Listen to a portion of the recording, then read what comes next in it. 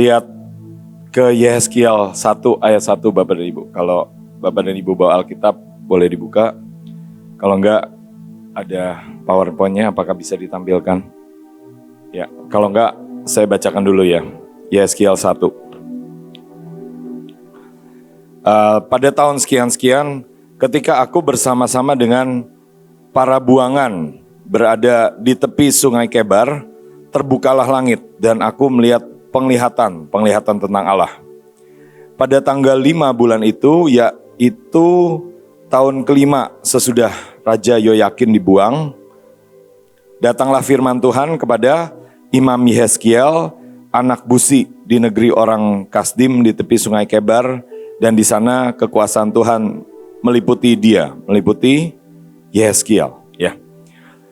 Jadi tema yang hari-hari ini kita dapatkan untuk memasuki tahun baru ini adalah langit terbuka, Bapak dan Ibu. Ya.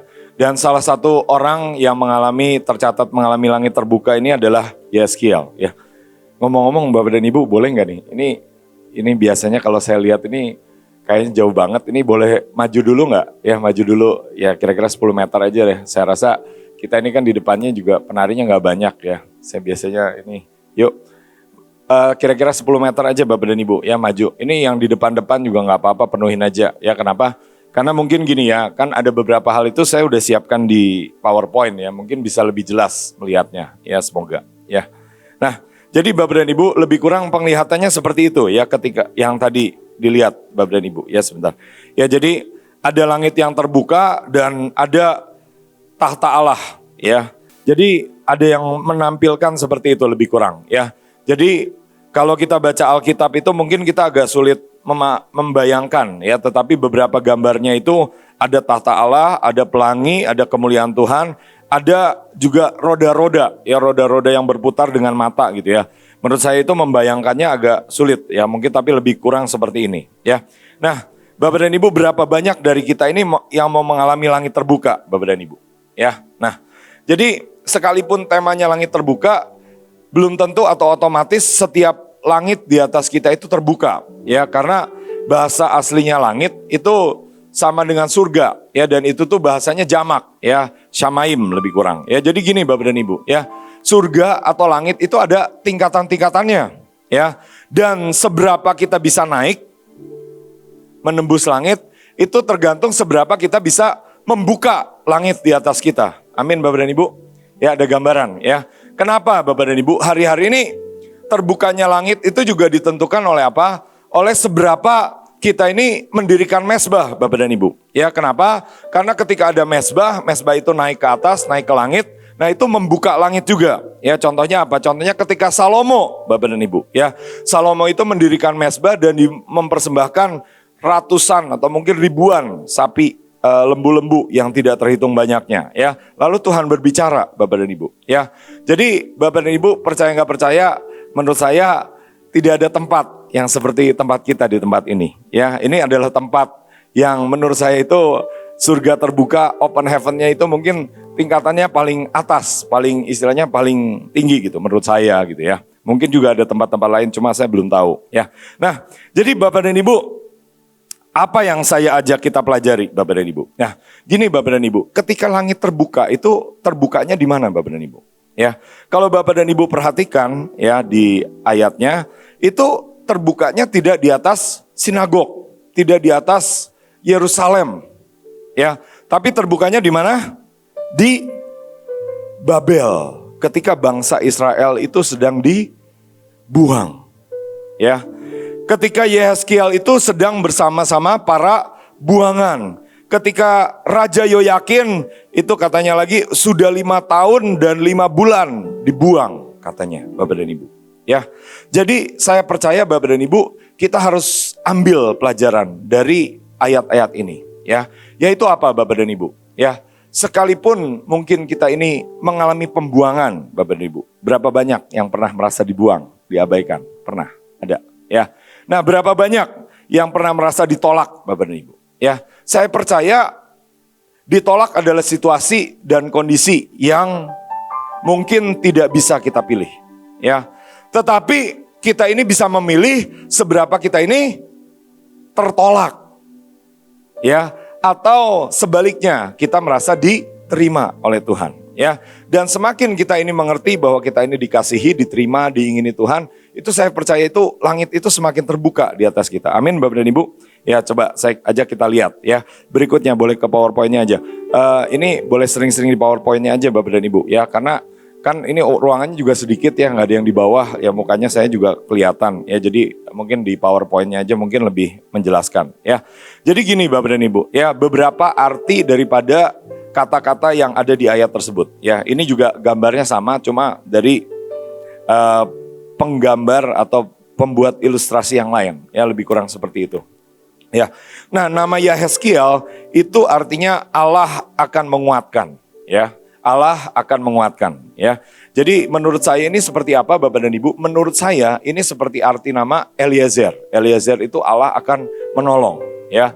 Atau menurut saya ini juga mengingatkan kepada siapa? Kepada pribadi Roh Kudus ya, yang menguatkan kita, yang menolong kita ya. Nama Yoyakin itu juga bagus Bapak dan Ibu. Artinya apa? Artinya Tuhan akan mengokohkan, ya, Tuhan akan menguatkan. Ya, mungkin Yoyakin ini panggilannya pilar, ya, sehingga dikuatkan, dikokohkan. Ya, nah, terus kalau kita pelajari, ya, kata dibuang itu lebih kurang itu katanya diasingkan, ya. Jadi tadinya dari satu tempat, nah, dibawa ke tempat yang asing. Ya, mungkin Bapak dan Ibu di sini ada yang dari STT, ya, ada yang dari pemenang. Nah, ini mungkin apa? Mungkin sudah dipisahkan dari lingkungannya, dari teman-temannya ya. Ada yang dari rumah Shalom ya, mungkin sudah dipisahkan, seolah-olah dibuang, diasingkan, seolah-olah Bapak dan Ibu ya. Tetapi apa? Saya percaya kalau itu kita ngerti bahwa apa? Adalah rencana Tuhan. Untuk apa? Untuk membawa kita lebih dekat kepadanya, untuk membawa kita dan mempersiapkan kita masuk ke dalam destiny kita. Ya, kita bisa bersukacita. Amin Bapak dan Ibu ya. Nah, ini ada kata Kebar, ya, Kebar itu nama sungainya, ya. Nah, Kebar ini katanya artinya itu panjang, ya.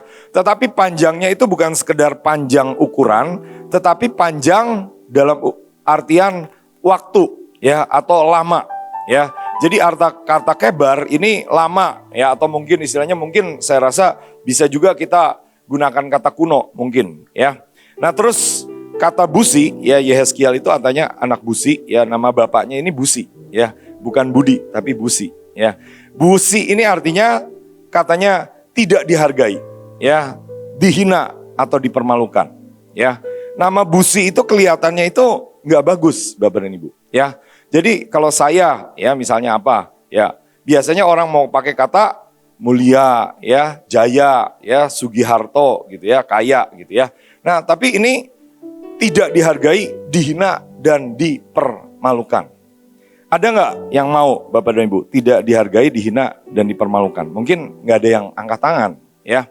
Tetapi saya percaya kalau kita mengerti, ini bisa mengerjakan kebaikan Bapak dan Ibu, ya. Kenapa Bapak dan Ibu? Karena ada satu kata, ya, satu kata apa? Ketika Daud itu menari-nari, ya, ketika apa? Ketika Daud menari-nari pada waktu dia menggotong tabut, ya. Tabut itu dipindahkan dari satu tempat, kalau nggak salah Kiriat Yearim ke Yerusalem, ya, dan Daud itu menari-nari, ya, dan katanya itu kelihatan ketelanjangannya, ya, dan itu memalukan, ya, katanya dia atau Daud itu menghinakan dirinya sendiri, ya. Jadi menghinakan diri sendiri itu bagus nggak Bapak dan Ibu? Ternyata itu alkitabiah. Itu yang dilakukan oleh Daud, Bapak dan Ibu, ya. Jadi ya, saya percaya artinya yang penting arti rohani, ya. Arti rohaninya apa? Artinya saya percaya gini ya, kalau kita ini punya dosa, Bapak dan Ibu, punya kekurangan, kecenderungan, ya.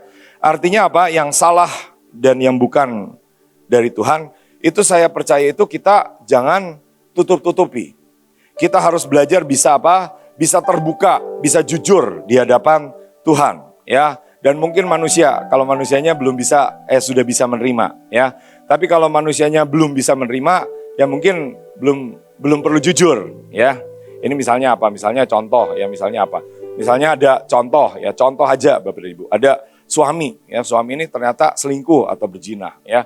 Nah, dia ini mau mengakui kepada istrinya, ya. Nah terus istrinya ini belum siap, nah istrinya bisa syok Bapak dan Ibu ya.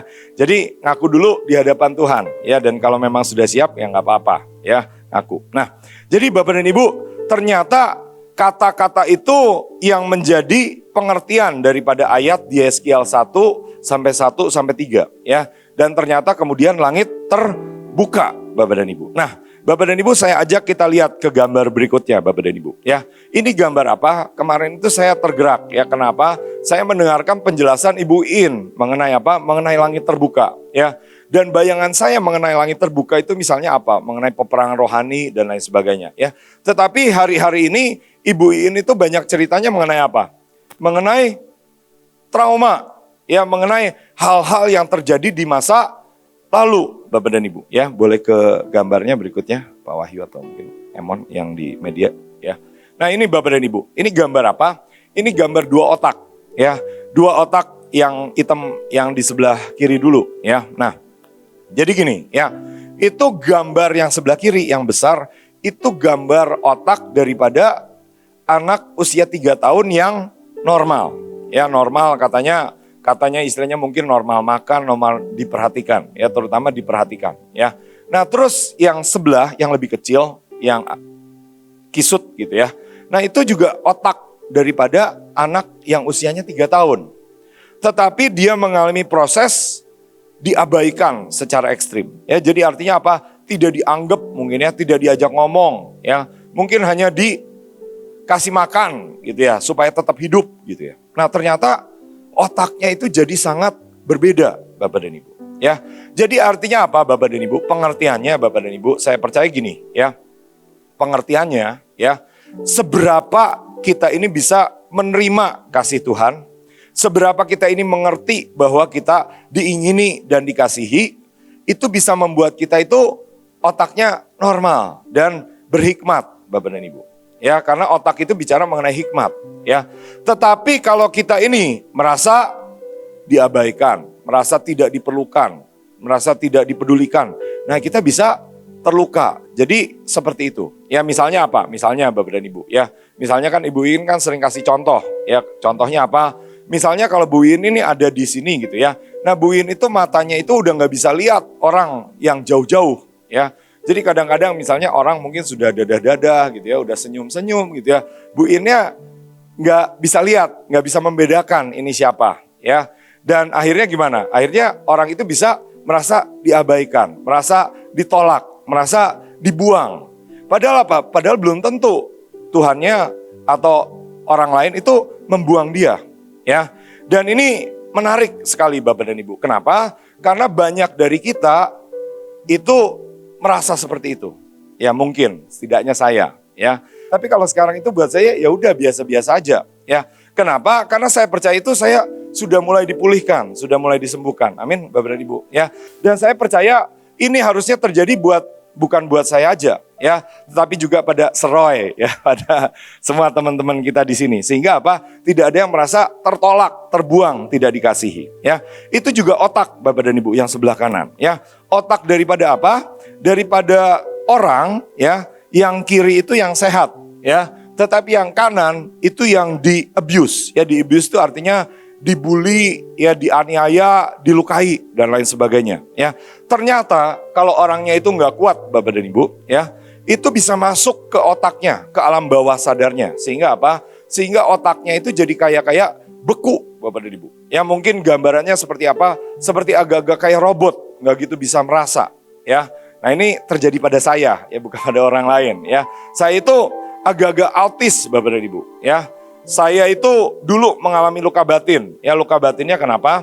Nah salah satu luka batin yang paling akar dari saya menurut saya itu ketika ayah dan ibu saya ya waktu saya kecil itu mau bunuh diri ya, berantem berat, mau cerai, dan ibu saya itu sudah hampir bunuh diri.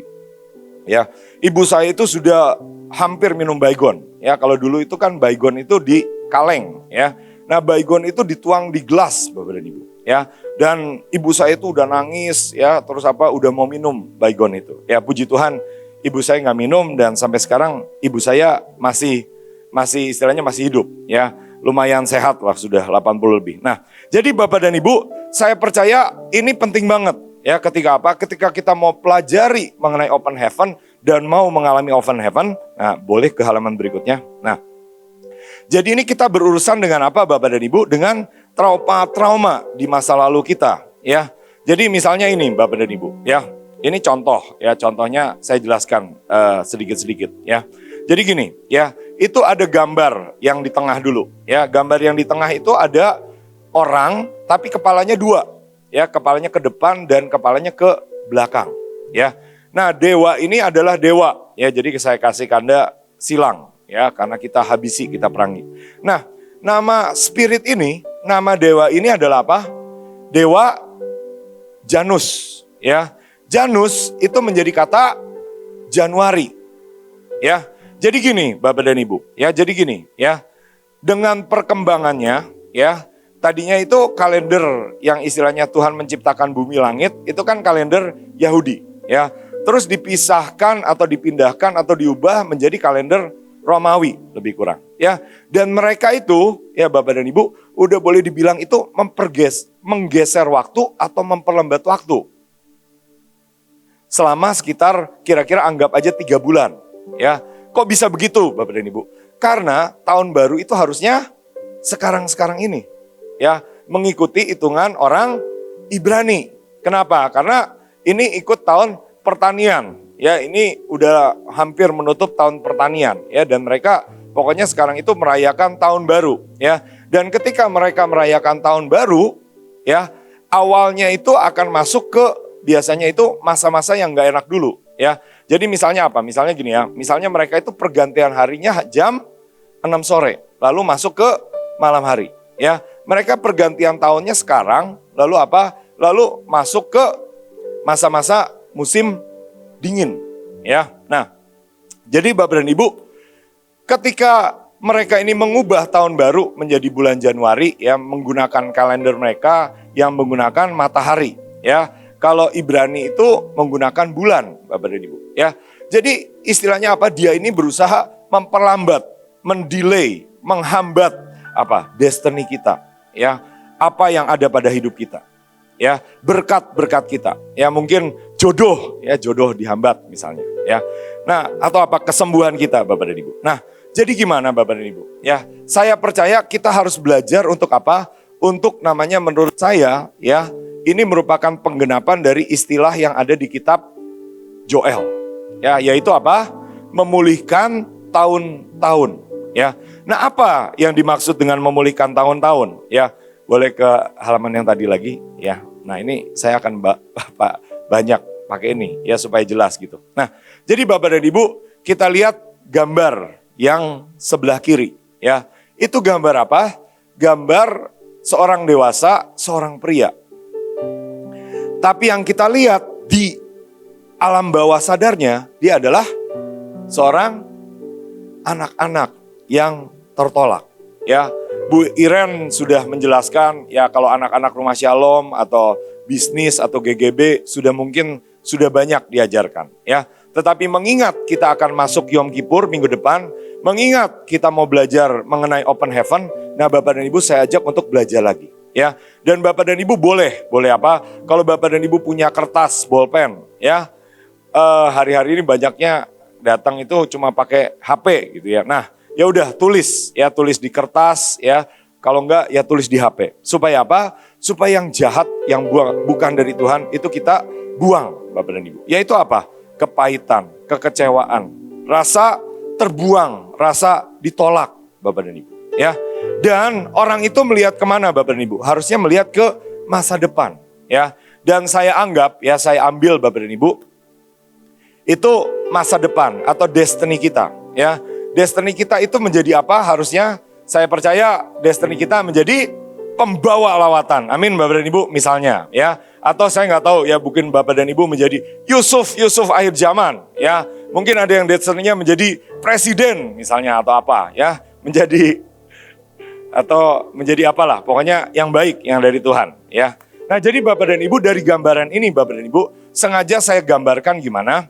Jadi orang yang masih trauma, yang belum mengalami penglihatan tentang Allah, belum terbuka langitnya, itu hidupnya seolah-olah dibayangi dengan bayang-bayang masa lalu, masa traumanya, masa lukanya, ya. Sehingga dia bisa melihat ke depan sih. Cuma yang dilihat ke depan itu istilahnya seolah-olah jadi lebih kecil. Kenapa? Karena dia masih berkutat dengan masalahnya, ya. Itu kenapa? Ya karena luka. Ya saya juga begitu Bapak dan Ibu, ya. Dulu kalau saya mau melangkah, nah ini halangannya ini gitu ya. Misalnya takut, trauma dan lain sebagainya, ya.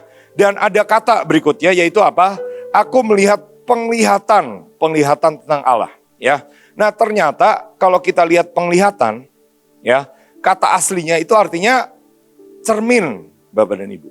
Ya.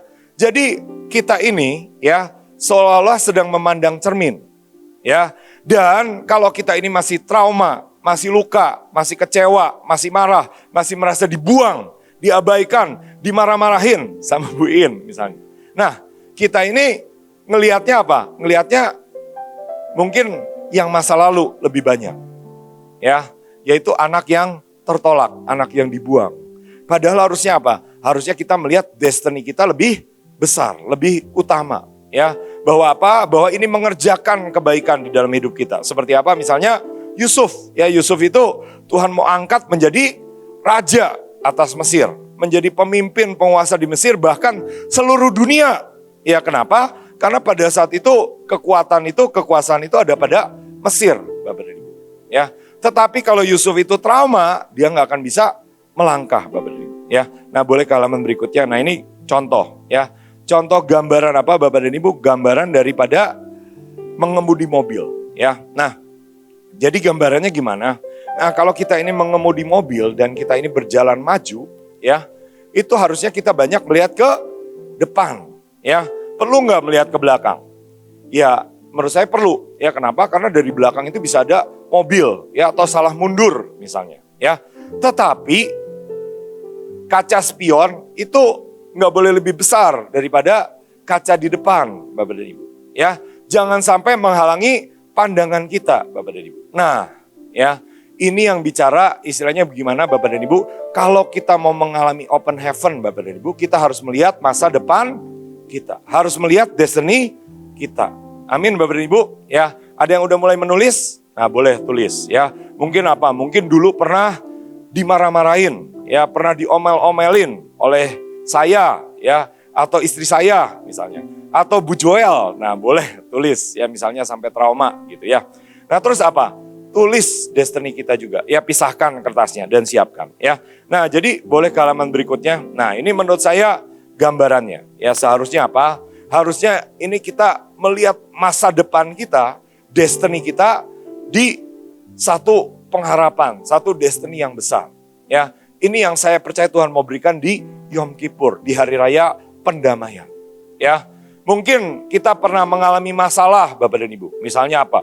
Misalnya saya nggak tahu, ya. Misalnya ada orang utang nggak bayar, ya, atau suami selingkuh, atau suami udah nggak pernah pulang, ya, selama sekian tahun, ya, atau main tangan, ya, nggak pernah kasih duit dan lain sebagainya. Atau orang tua marah-marah, ya, misalnya ayah marah-marah atau bunda marah-marah misalnya gitu ya. Nah, tapi ingat bahwa apa?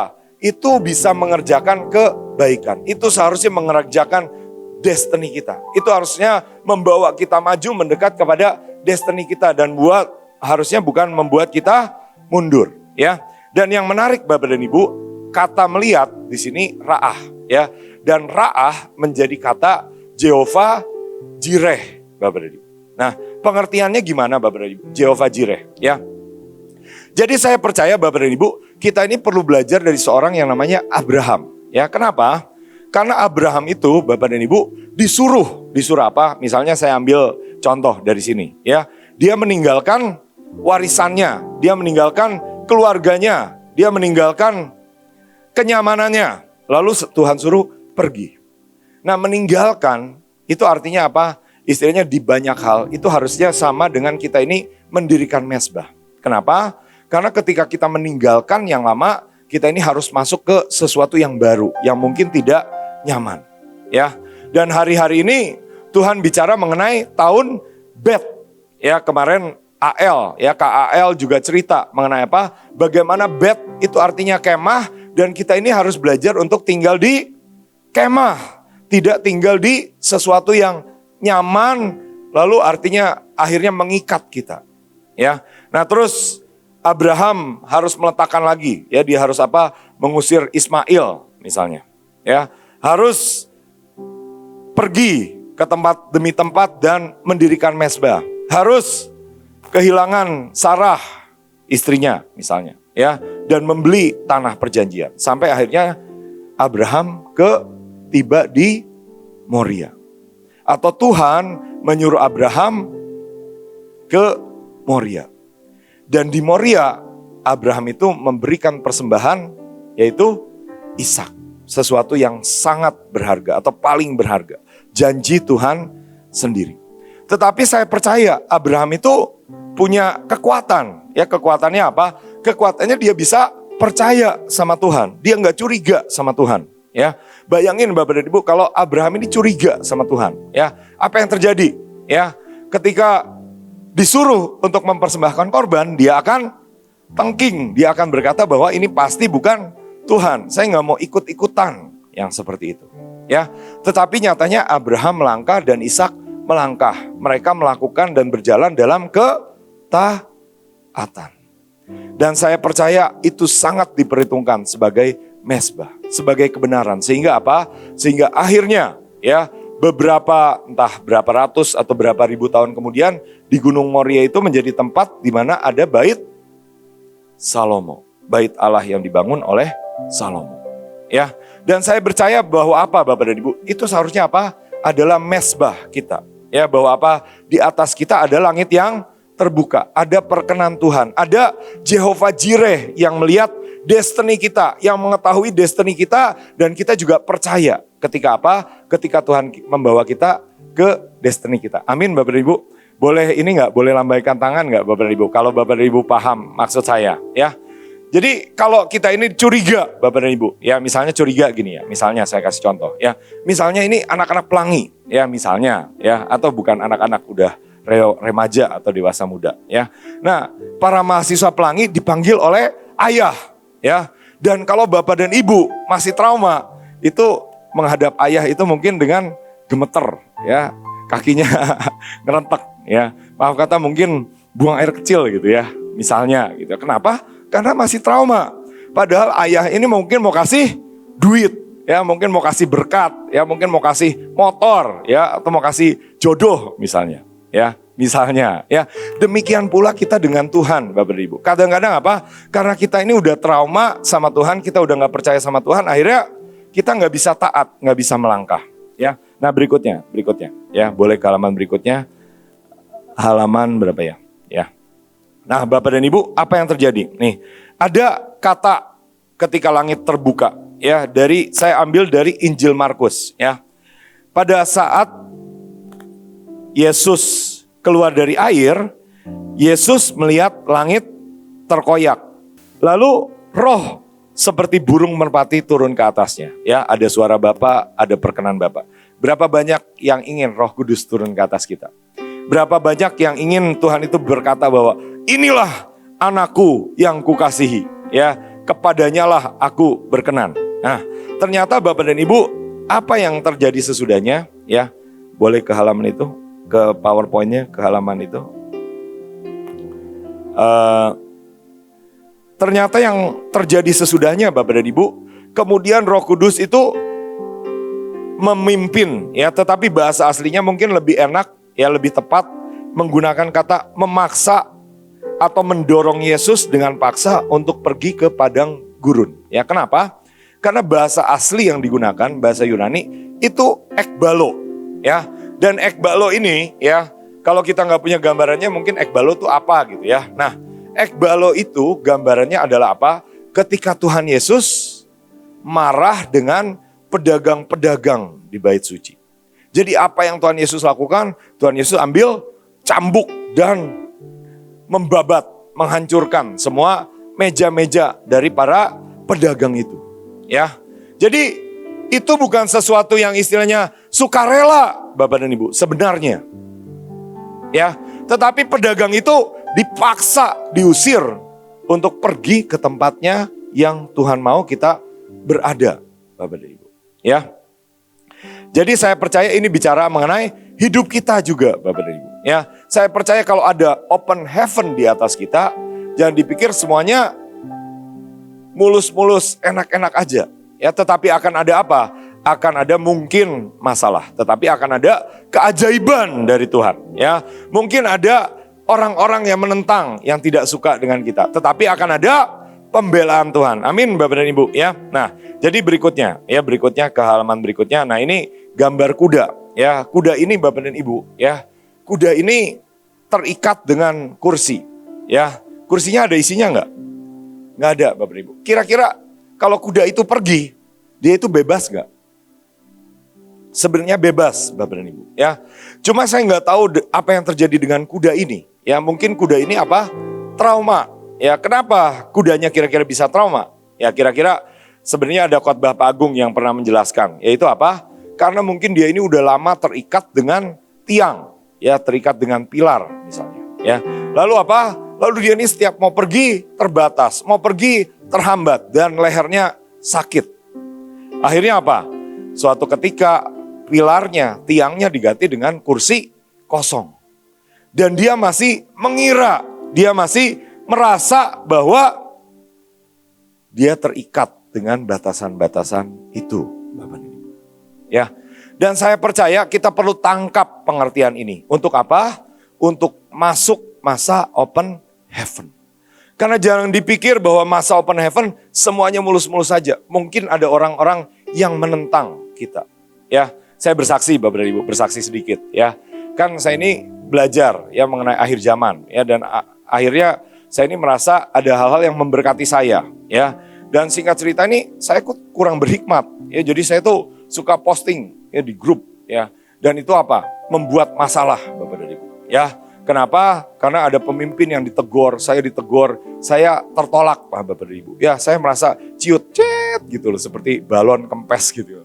Saya merasa tidak punya semangat ya. Tetapi lama-lama ketika saya sudah cari Tuhan, saya bisa mengerti bahwa saya tidak tertolak. Ya, ada kebenaran-kebenaran yang tetap Tuhan ajarkan kepada hidup kita. Amin, Bapak dan Ibu. Jadi sekarang saya lebih berhikmat. Berhikmatnya gimana? Sekarang kalau ditolak di yang satu, saya door to door cari yang lain yang mau menerima saya. Ya, jadi saya keliling kemana? Ke kota-kota. Ya, jadi yang bisa menerima saya. Ya, terima kasih. Halo. Ya, jadi mungkin Bapak dan Ibu mengalami. Nah, jadi Bapak dan Ibu itu yang namanya mental block. Ya, yaitu apa? Halangan-halangan, hambatan-hambatan yang mungkin memang ada, ya, tetapi kebanyakannya adanya di kepala kita, adanya di pikiran kita, adanya di bayangan dan imajinasi kita, ya. Dan kalau kita tembus, kita terobos, nah sebenarnya nggak terlalu susah, ya. Ada beberapa cerita kesaksian, cuma di sini saya sebutkan aja, ya. Kenapa? Saya udah pernah disampaikan dan nggak mungkin diulang, ya. Jadi karena waktu, ya. Nah, udah hampir 40 menit, ya. Jadi gini, ya. Misalnya Bapak dan Ibu bisa pelajari mengenai Yusuf, ya, Manasye dan Efraim, ya. Pelajari mengenai bagaimana arti Manasye. Manasye itu artinya lupa, ya. Bagaimana Yusuf mengatasi traumanya, ya. Bagaimana Josh Meyer, ya, yang diperkosa katanya atau dilecehkan oleh ayahnya sendiri, dia mengatasi lukanya dan menjadi berkat bagi ribuan orang, ya, belasan ribu orang kalau bikin konferensi, ya. Ada yang namanya Corrie ten Boom, ya. Corrie ten Boom itu hamba Tuhan yang pernah masuk camp pembantaian. Lalu apa? Lalu dia menjadi berkat, ya. Bapak dan Ibu, saya ingin tunjukkan sedikit aja ya. Sedikit aja, saya ambil waktu 5 menit saja, ya. Biar nggak terlalu lama, ya. Boleh ke halaman berikutnya, ya. Saya tunjukkan gambar, ya. Nah, di 2 Raja-Raja 3, ya, saya rasa ini ceritanya sangat umum. Boleh ke halaman berikutnya aja, ya, ke halaman berikutnya aja. Nah, biar tetap di gambarnya, saya yang bacakan aja, ya. Berkatalah Elisa kepada raja itu, kepada Raja Yoas, ambillah busur dan anak-anak panah. Lalu diambillah busur dan anak-anak panah. Berkatalah Elisa kepada Raja Israel, tariklah busurmu. Lalu Yoas, Raja Israel, menarik busurnya, tetapi Elisa menaruh tangannya di atas tangan raja serta berkata, bukalah jendela yang di sebelah timur. Dan ketika dibukanya berkatalah Elisa, panahlah. Lalu dipanahlah, kemudian berkatalah Elisa, itulah anak panah kemenangan daripada Tuhan. Anak panah kemenangan terhadap Aram. Engkau akan mengalahkan Aram di Afek sampai habis lenyap. Nah, beberapa kata-kata atau pengertian ya bahasa aslinya dari kata-kata ini, dari peristiwa yang kita lihat gambarnya di situ, yaitu Elisa. Ya, apa arti nama Elisa, Bapak dan Ibu? Elisa itu artinya, ya Bapak dan Ibu bisa cari sendiri, tapi Tuhan atas doa atau Tuhan atas kekayaan. Ya, sekali lagi Tuhan atas doa atau permohonan dan Tuhan atas kekayaan. Berapa banyak dari kita yang pengen doa-doa kita dijawab? Berapa banyak dari kita yang pengen mengalami Tuhan memberkati kita dan kita mengalami kelimpahan, ya. Nah, Yoas itu artinya Tuhan yang membakar. Ya, saya belum terlalu dapat rema, tetapi kata timur, ya, kata timur itu menurut saya penting. Ya, kenapa? Kata timur bahasa aslinya bahasa Ibrani kedem, ya, pakai Q, pokoknya kedem, ya. Kedem itu artinya tanda kutip itu depan, ya, tetapi depannya itu artinya terdahulu, ya. Tapi kalau kita terjemahkan itu kuno, ya. Jadi ini mengingatkan kita juga dengan kata kebar, Bapak dan Ibu, ya.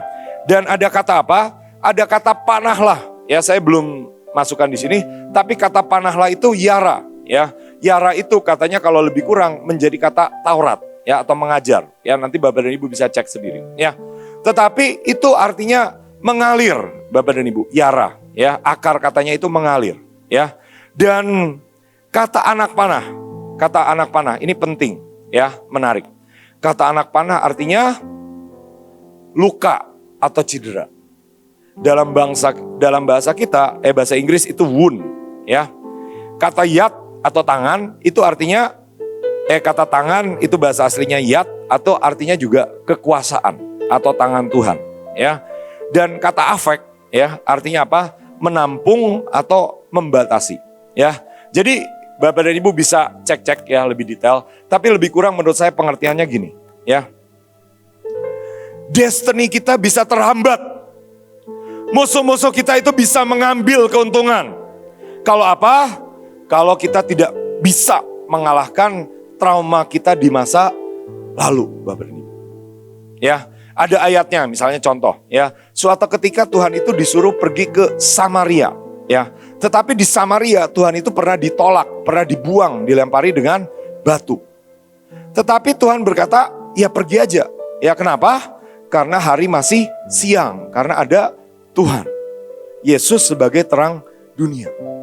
Jadi mungkin Bapak dan Ibu di hari-hari ini, ya, misalnya apa?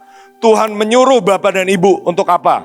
Untuk datangi orang yang paling Bapak dan Ibu tidak sukai atau Bapak dan Ibu takuti, ya. Dan kita belajar untuk apa? Lakukan dengan ketepatan agar kita menang, Bapak dan Ibu, ya. Mungkin Tuhan suruh apa? Samperin Ibu Joel, ya, minta maaf, ya, kalau pernah apa? Pernah trauma, misalnya gitu, ya. Nah, tulis Bapak dan Ibu supaya apa? Supaya kita lakukan. Ya, kita tutup dengan apa? Dengan tindakan profetik Bapak dan Ibu. Yaitu apa? Kita injak-injak, kita habisi hal-hal yang bukan daripada Tuhan. Ya, kita tutup dengan pujian penyembahan. Mungkin saya minta lagu Jehovah Is Your Name.